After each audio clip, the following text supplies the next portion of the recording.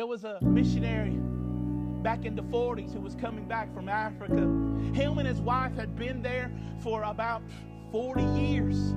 He had been there ministering in the darkest regions of the globe. He was telling them about Jesus and the sacrificial work that Christ has done to atone for sinners that were lost.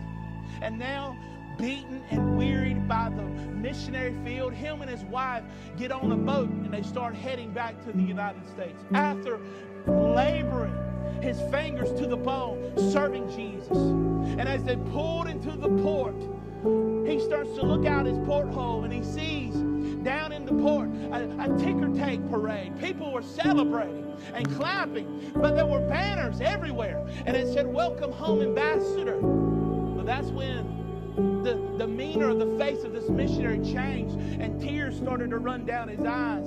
He realized on that boat was an ambassador from Africa going over to America. And that celebration at the port was not for him. It was for an ambassador. And he actually starts to scowl and his face turns sour. His wife comes over and can tell that his demeanor had changed, puts her hand on his shoulder, and he is angry. And he says, "We spent 40 years in the darkest regions telling about Jesus. Where's our parade?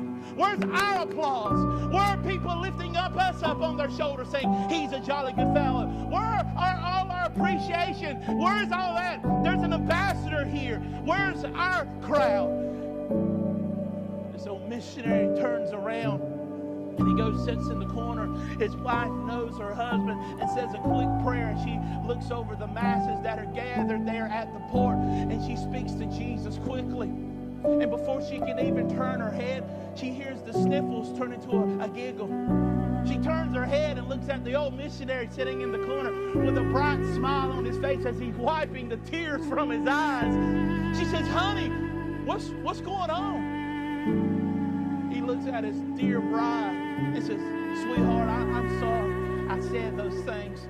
It just dawned on me. The reason there's not a parade for us, it just dawned on me. The reason that there's not an applaud for us is because we're not home. We're not home yet. We're just coming back to America." This old missionary knew that his labors and the persecutions and the hardships of ministry, that God sees them, that he ain't home yet. So don't be surprised, minister, when you're not applauded for standing on the truth and doing what God has commanded you to do. Don't be surprised, youth pastor, when the hardships of ministering to this generation bears on you. Don't be surprised, church attender, when you bear the scars of being turned out by your family because you go after Jesus with a pursuit that you throw everything behind you and chase after him with all your heart and